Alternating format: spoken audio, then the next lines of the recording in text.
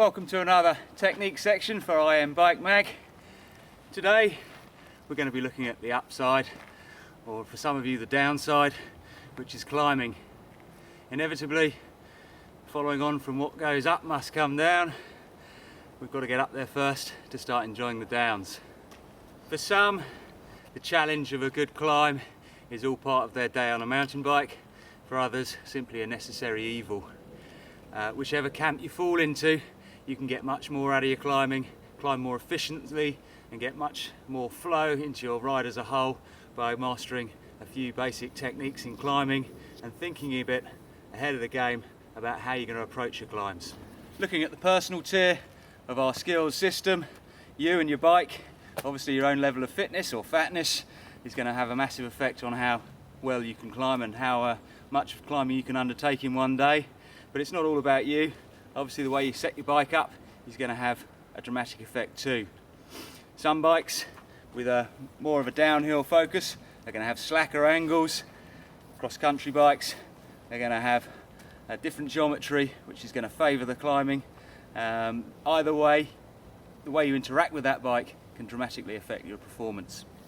It's not just how you interact with the bike, but also how you set the bike up to enable that enactment. Firstly, saddle height. You're going to spend a lot of time climbing when you're riding your bike on a ride, unless you're blessed with uplift services, cable cars or the like. Probably 70% of your time is going to be spent pedaling up those hills. In terms of your saddle height, you want it set for maximum efficiency.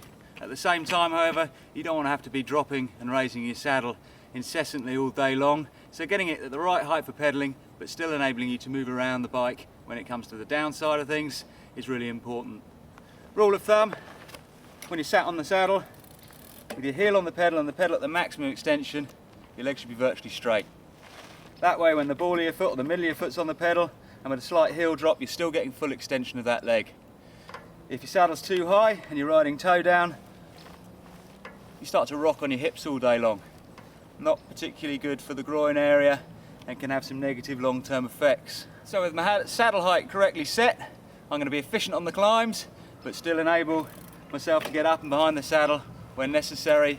When I want to get up on the pedals, I can still get behind the bike nice and freely, but when I'm pedaling, I'm getting a good leg extension. The heel drop as you pedal will enable you to run your saddle slightly lower than if you're riding toe down.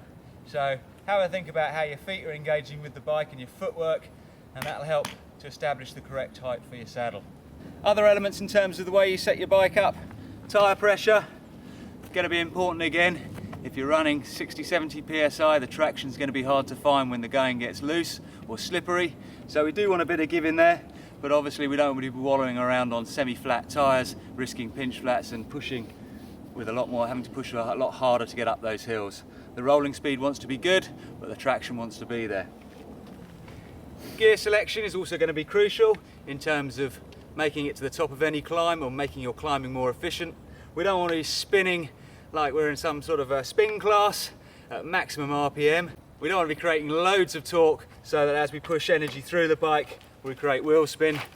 Half a turn of wheel spin, half a crank turn of lost grip is going to stop you in your tracks. Obviously you're not going to sit in one gear for a whole climb as the gradient changes and as your energy levels dwindle. You're going to make your way through the gears, making things nice and easy and keeping a fairly constant cadence. How you change gear and when you change gear is also very important though. If you're clunking and grinding your gears and changing under lots of pressure, the gears aren't going to change smoothly. So changing up through the gears, making things nice and easy, we want to put a power stroke in to start with, then change gear and move off feet under less pressure. That way your gears are going to run more smoothly, you're going to put less strain through your chain, and ultimately your bike's going to like it more and last longer. Also worth thinking about how the chain runs. We don't want to be cross-chaining when we're climbing or as we're going up any long ascent. Cross-chaining would be if you're in a big ring at the front and a big ring at the back, the chain isn't moving nice in a straight line. Similarly, if you're in the granny ring at the front and a small ring at the back, the chain's going to be offline as well. The effects of cross-chaining can be seen on and off-road. If you look at the Tour this year, Schleck lost vital seconds, and perhaps the Tour itself to Contador, when his chain fell off as he burst and put on a sprint to take the lead. Some argue Contador should have stopped, but realistically, Schleck was cross-chaining, put the power in, lost his chain. His fault, his problem, his loss. Hardtails deliver the power very efficiently. There's no squash of suspension as you pedal, but even on a full susser, if you get things set up right, you shouldn't be bobbing up and down too much as you pedal, and therefore not losing too much of efficiency. Obviously a hardtail isn't going to move with the terrain quite so much, so on a more technical climb, you'll gain in the suspension by gaining grip through the climb as the wheel tracks the ground more smoothly. So there's pluses and minuses for both sides. Away from equipment, we've obviously got you, the rider. Your fitness isn't going to change overnight. There's no magic pill, unless you're on the tour, which you can take which is going to make you more fit overnight. But you can work on efficiency and good technique and get more from your climbing. Even if you're a lover of beer and fine food, doesn't mean you're not going to make it to the top of the hill. We'll look at how to pedal efficiently, which may sound obvious, but that's going to make a big difference when it comes to saving some energy and having something in your pocket when it comes to the other side of the hill and going downhill.